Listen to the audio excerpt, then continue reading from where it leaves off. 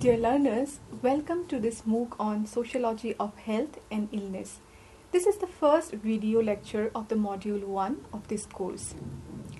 We all know that health is regarded as one of our most valuable assets.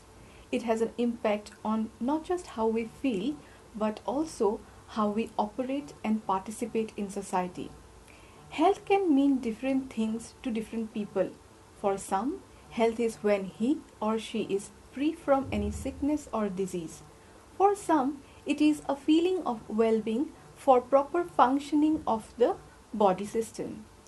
Research has shown that this perception of one's health and sickness influence our attitude and behaviors towards healthcare practice. People in the ancient times attributed their illnesses and deaths to supernatural powers, and they also undertook rituals to please these supernatural forces so that the forces are withdrawn from the body and the body is healed. In India, for instance, there is a practice of worshipping Sitala Mata, who is regarded as the goddess of pox diseases. She is said to have the ability to both infect and cure smallpox. But with the advent of modernity, medical science has given a new perspective to understand health and illness. Personal life habits and environmental variables eventually superseded the earlier supernatural conceptions of health and disease. Efforts to improve one's quality of life have mostly been based on trial and error. Advancement in science and technology has changed the idea of health. For example, the invention of microscope and the subsequent discovery of microorganisms revolutionized the understanding of diseases and their causes. The seeds of a new paradigm for dealing with diseases were sown by the newly established germ theory and the existing contagion theory. This theory, which was proposed by Louis Pasteur and Robert Koch, dominated illness causation theories. It held the belief that diseases are caused by germs and that diseases can be controlled by antibiotics and vaccines. Recently, we have witnessed that at a time when the whole world was going through a pandemic, health and healthcare practices began to be taken more seriously by all the sections of society. Medicine as an art and science has assumed a significant role, and the healthcare professionals played a crucial role in the process. Over the years, the promotion of healthcare has become one of the supreme focus of the healthcare policies at the local, national, and international levels. The World Health Organization has been taking initiative to promote global healthcare. Therefore, today, most people are increasingly becoming concerned about healthy lifestyle. Now let us try to understand some of the definitions of health. The World Health Organization defines health as a state of complete physical, mental, and social well-being and does not consist only of the absence of disease or infirmity. Health is not just a matter of personal choice, nor it is only a biological issue. Health is a pattern of well-being and illness in body, which is also rooted in the organization of a society. World Health Organization also considers health as a social issue, which demonstrates that standards of health varies over time and space. It not only differs from one society to another, but also from one culture of a country to another. The definition given by WHO has underwent changes within last few decades. The definition has been amended and supplemented by the fourth dimension, that is spiritual health. Spiritual health is a sense of fulfillment and satisfaction with our life, system of value, self-confidence and self-esteem, self-awareness and self-presence, peacefulness and tranquility with proper emotional balance. Spiritual health is a balance between internal as well as the external environment. Now there are several approaches to understand health. Initially, the concept of health was dominated by the biomedical approach. The biomedical approach dominated the concept of health till the end of 19th century. This approach was based on the concept of germ theory of disease, which views health as an absence of diseases.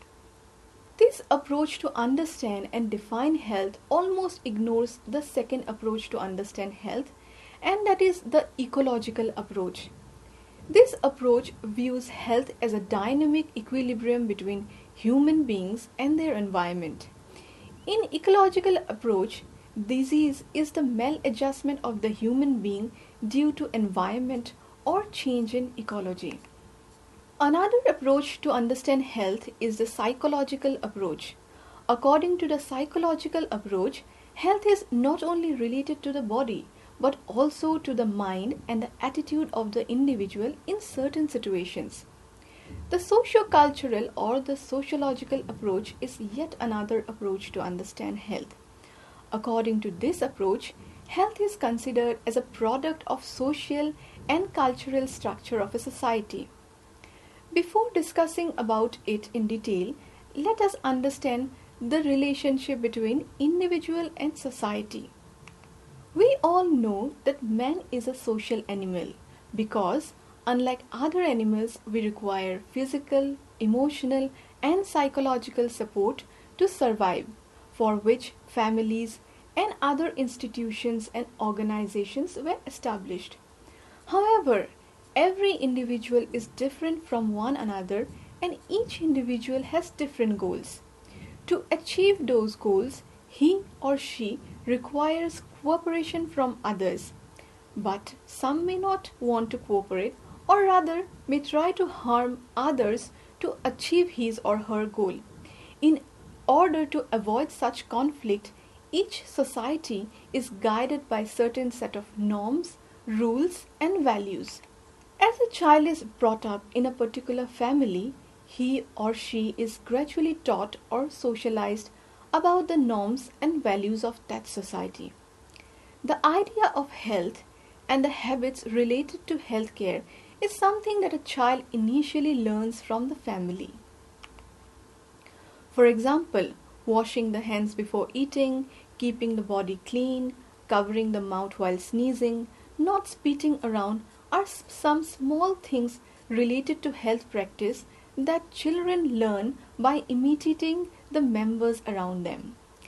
Gradually, as the child grows, he or she learns other norms.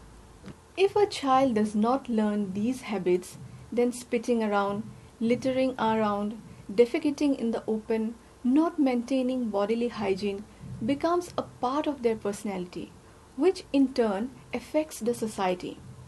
In other words, both the individual and society is interdependent on each other to maintain balance and equilibrium.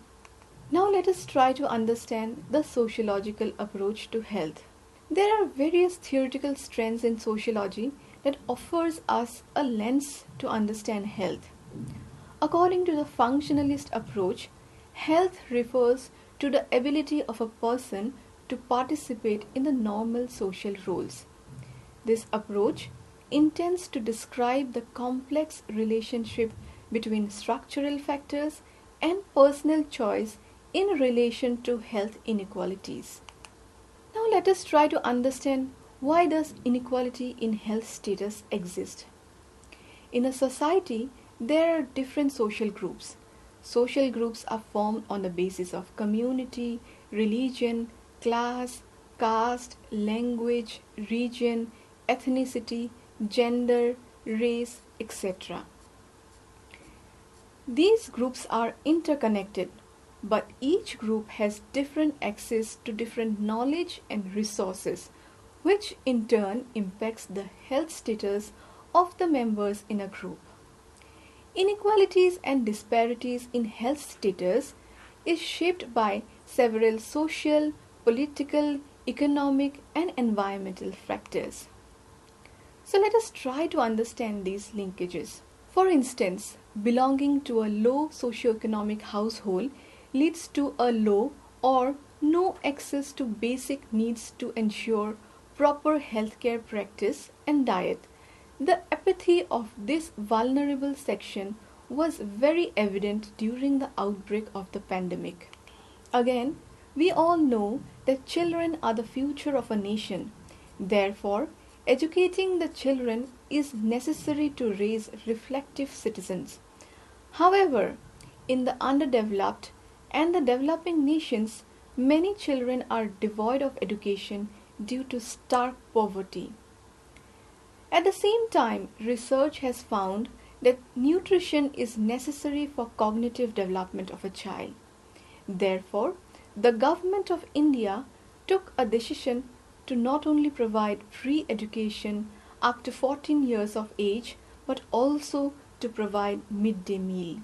Here, we can see a complex link between class, education, nutrition, and health. Again, caste discrimination over the years is also one of the prime reasons for the poor health condition of many groups in India. Then the values and the norms related to different gender has been discriminatory in nature. For example, irrespective of class, women in many parts of India are expected to eat the leftover food. They are expected to be satisfied with less. Such values often do not meet the required nutritional intake of a woman, which often leads to some minor or major health issues.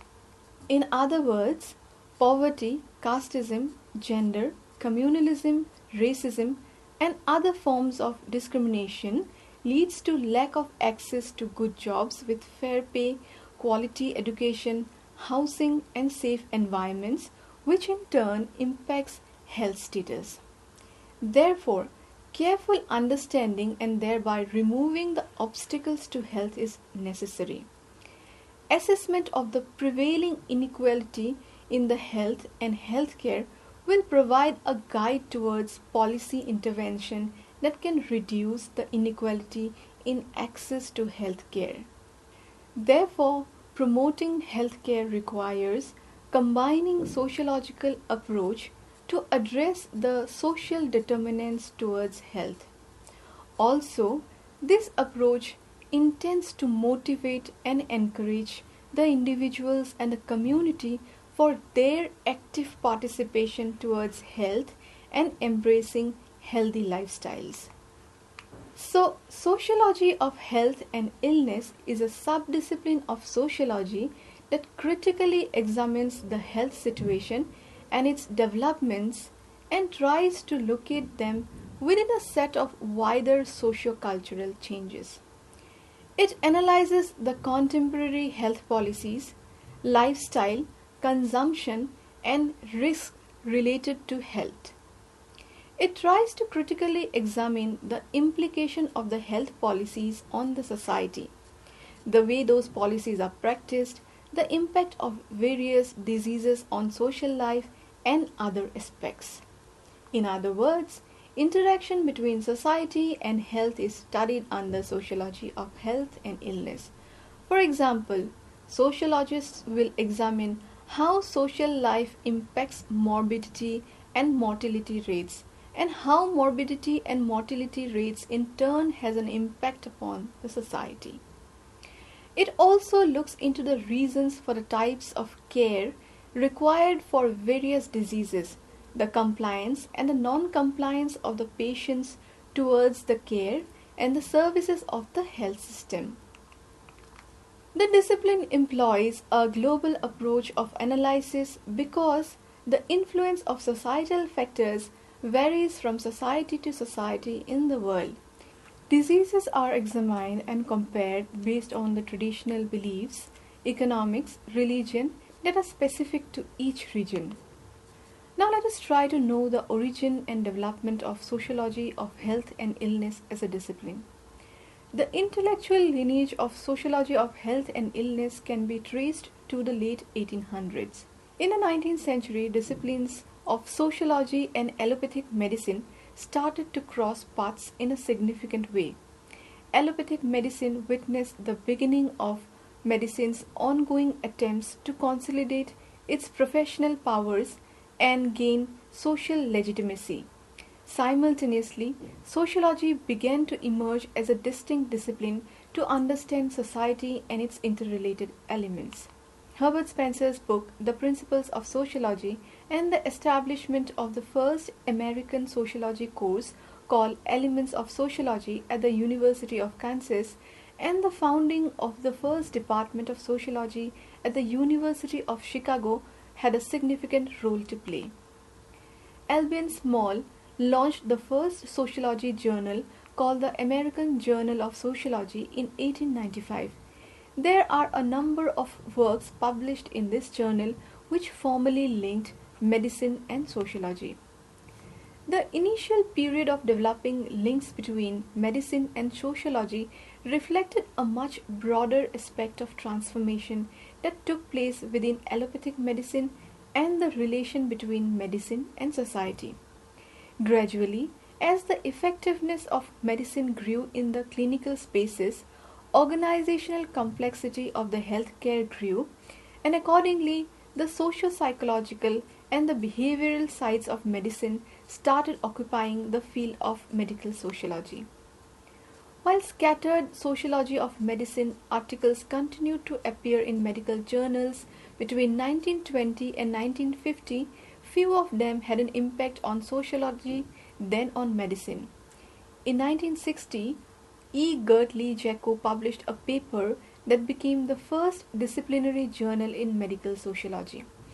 In 1967, the American Sociological Association took the Journal of Health and Human Behavior under its organizational wing, where it was renamed as the Journal of Health and Social Behavior. In the same year, the first issue of Social Science and Medicine was published with its distinctively international and multidisciplinary social science focus. In 1970s, the field of medical sociology section of the British Sociological Association established its own organization, and in 1979 published its own medical sociology journal called Sociology of Health and Illness. Between 1950s and 1960s, the field of medical sociology underwent extensive growth before reaching the peak in the early 1970s. During that period, the field enjoyed considerable academic growth and success, and also got support from both private foundations and the federal government. By the mid-1970s, the signs of trouble in the discipline started to show. The established funding sources of the boom time of the field started to dry, and the field had to look for other alternative sources of funding. But 1980s and 1990s proved to be a difficult time for allopathic medicine. The rise of managed care, the commodification of medical services, and the discovery of medicine by Wall Street and corporate America during the go-go years between 1985 and 1997 had an earth-shattering implications for the future of medicine as an autonomous profession. This resulted in growing debates within academic sociology about the fate and the future of allopathic medicine as a profession. Therefore, once again, medicine and sociology crossed paths. The discipline of sociology again started looking into issues of health from sociological perspective, and the endeavor continues. So, dear learners, in this video, we have discussed about the meaning of health, different approaches to understand health, and we have discussed about the subject matter and the origin of sociology of health and illness. Thank you.